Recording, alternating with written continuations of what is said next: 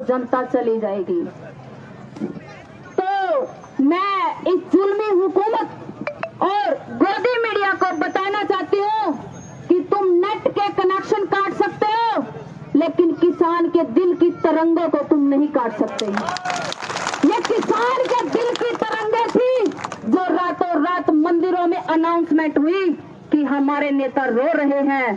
Ghazipur border पर, आज Ghazipur border पर उनकी हिम्मत हुई है, कल टिकरी बॉर्डर पर होगी, कल सिंगू बॉर्डर पर होगी, तो हमारा आंदोलन विफल हो जाएगा। तो धन्यवाद करती हूँ मैं गोदी मीडिया का, जिन्होंने हमें दिखाया और हम जागे।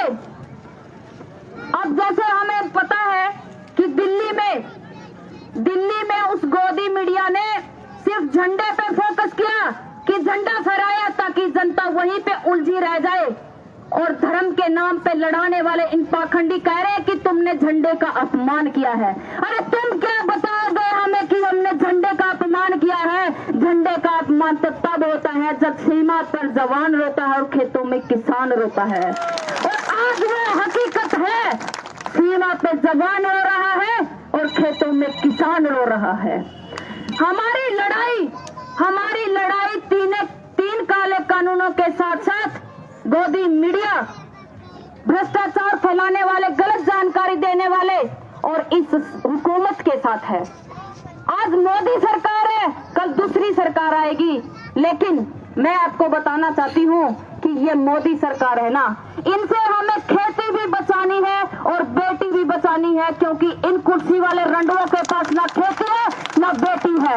अरे हंगामा कर देते हैं, किसी बेटी का बलात्कार होता है, लेकिन 4 दिन बाद चलती है मीडिया में, तहकीकात नहीं होती, पूरी नहीं होती है, लेकिन सुशांत सिंह सुसाइड कर लेता है, कंगना रनावत की बातें बार बार मीडिया में दिखाई जा रही है। क्यों दिखाई जा रही है? समझो इस चीज को, क्यों दिखाई जा रही है कि आप मेन मुद्दों से भटक जाएं।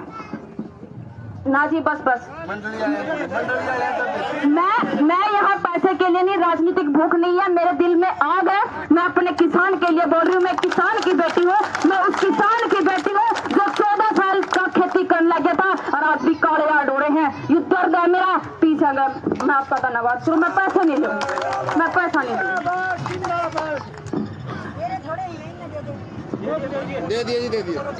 मैं कुछ लाइनें सुनाना चाहती हूँ आपको, जैसे कि एक शायर ने कहा है, अपने चेहरे से जो जाहिर है, अपने चेहरे से जो जाहिर है, उसको छुपाऊं कैसे? तेरी मर्जी के मुताबिक नजर आऊं कैसे? तेरी मर्जी के मुताबिक नजर आऊं कैसे? घर सजाने की तस्वीर यानी कि कल्पना, घर सजाने की तस्वीर तो बाद की बात है, घर सजाने की तस्वीर तो बाद की बात है, पहले यह तो तय हो कि इस घर को बचाऊं कैसे? पहले यह तो तय हो कि मैं इस घर को बचाऊं कैसे?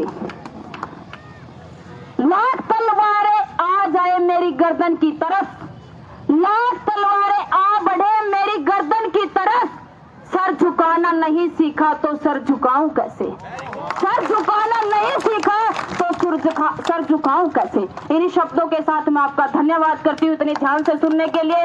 और जैसे अभी अनाउंसमेंट होती है यहाँ पे कि भाई धरने पे ज्यादा से ज्यादा संख्या में पहुंचना है, क्योंकि यहाँ से उठाए जाने की हमारी तैयारी, पुलिस प्रशासन की तैयारी चल रही है, क्योंकि जब कोई भी पेड़ उखाड़ना है, जब तक उसकी जड़ें मजबूत हैं तब तक उनको कोई नहीं ला सकता। ये जड़ें हैं, यहाँ से हिलोगे तो बॉर्डर पे जाएंगे। और ये चीज हमने सिखा दी है कि धर्म, मजहब, जाति में तो तुम लोगों ने हमें बांटा था, लेकिन उसकी हमें परवाह नहीं है। वो तो हमारी आपस की लड़ाई है, वो आप पे लड़ लेंगे, लेकिन पहला तेरी बात है। तो मैं यह बात अपील करूं कि राकेश टिकैत जी के जो आंसू कल थे, आंदोलन बहुत निचला स्तर पर जाने की तैयारी हो रही थी, क्योंकि गोदी मीडिया की वजह से उन आंसुओं ने आंदोलन को फिर आसमान में चढ़ा दिया है।